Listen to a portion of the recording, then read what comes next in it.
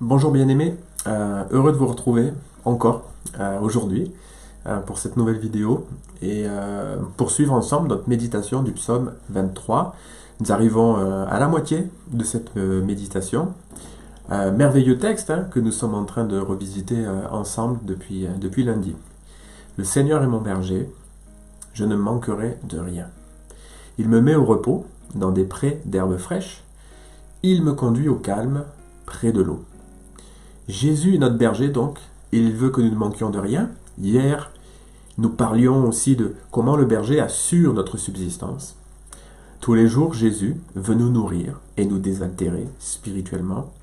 Et il le fait essentiellement à travers les Écritures qu'il applique à nos vies par sa grâce. Ce matin, nous sommes au verset 3 qui nous dit « Il ranime mes forces, il me guide sur la bonne voie, parce qu'il est le berger d'Israël. » Alors, ce verset nous apprend que l'action du berger renouvelle nos forces et nous donne une direction pour notre vie, dans notre vie. Le verset 3 est en quelque sorte la conséquence du verset 2. Après avoir été nourri et désaltéré correctement, on peut se mettre en marche, une fois qu'on a pris des forces, une fois qu'on a la vigueur nécessaire. Vous savez comme moi, et on peut s'en rendre compte en ce moment, la période de confinement est propice au grignotage en tout genre. Immobilisé en partie, la nourriture peut devenir une échappatoire. La nourriture n'est pas le problème. C'est la condition dans laquelle on se trouve. En situation normale, notre organisme va brûler les calories que nous avons accumulées à travers les repas. Nous avons nos activités, nous sortons, nous allons travailler, nous allons faire les courses, nous amenons les enfants à l'école, on va les chercher, etc. Donc oui, ok, on mange, mais en même temps, on dépense aussi beaucoup de calories. Et pour la majorité des personnes confinées aujourd'hui, on reste à la maison. Donc voilà, ces calories, il va falloir les brûler à un moment donné. Donc nous avons besoin d'activités pour pouvoir être en bonne santé. On mange parce que c'est nécessaire, mais manger sans activité peut provoquer une mauvaise santé. Il y a donc là encore, comme je disais hier, un paradoxe. Comment une nourriture nécessaire deviendrait néfaste pour ma santé? Encore une fois, c'est la condition dans laquelle tu te trouves qui est la clé. La nourriture physique sans activité physique est un danger. De la même façon, la nourriture spirituelle sans activité spirituelle l'est tout autant. Jésus veut te nourrir pour te donner des forces et une direction. Jésus veut te nourrir non pas pour que tu restes là où tu te trouves, mais pour que tu avances, pour que tu marches, pour que tu sois en activité, pour que tu progresses. Jésus ne veut pas donc te nourrir pour que tu restes inactif spirituellement. Je dirais, ne sois pas un spectateur spirituel, sois acteur et courageux dans la vie. Pourquoi Jésus te donnerait-il des forces alors? Pourquoi il te donnerait des forces si tu n'as l'intention de rien faire? C'est simple, Jésus te donne des forces pour aller de l'avant. Jésus te donne des forces pour que tu progresses, pour que tu sois capable de le suivre. Jésus n'a pas juste l'intention de te sauver en éternité, en espérance pour l'éternité. Jésus a aussi l'intention de te guider pour l'éternité. Pour le dire autrement, Jésus veut donner un sens concret à ta vie. Jésus veut être ton berger quotidien dans toutes tes activités.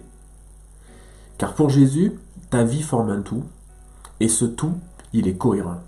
Jésus te donne des forces pour que tu tiennes ton rang dans son Église.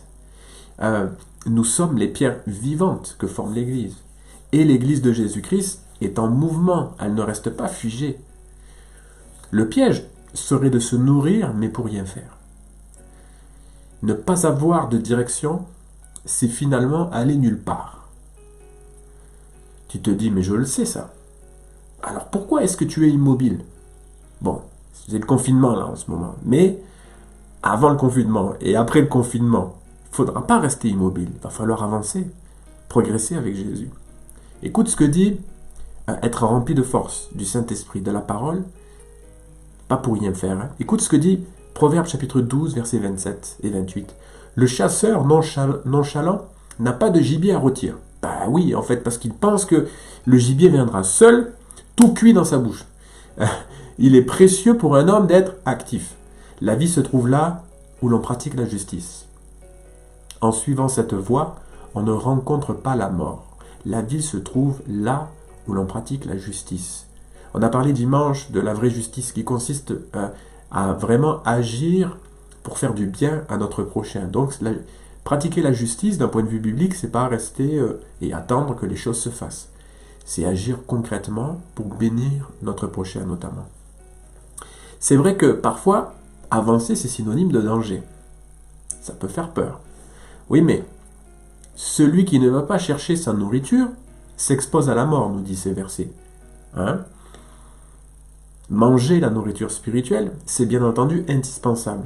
Boire à la fontaine de l'Esprit de Dieu, c'est indispensable aussi. C'est comme ça que Jésus nous donne les forces nécessaires. Ensuite, il est question de vivre ce qui est juste devant Dieu, d'être en activité spirituelle, d'être en mouvement spirituel et de l'être comme Dieu veut que nous le soyons. Et d'aller dans cette direction que Dieu veut que nous prenions en exerçant la véritable justice. Je veux vraiment vous encourager à placer votre foi dans la parole de Dieu. Oui, Jésus a une provision pour vous, mais il a aussi une direction. À sa provision, Jésus ajoute les forces nécessaires alors qu'il guide ta marche. Tu pourrais me dire, oui, mais tu veux aller où avec ce confinement? Tu es peut-être confiné physiquement, bien aimé, mais ne sois pas confiné spirituellement.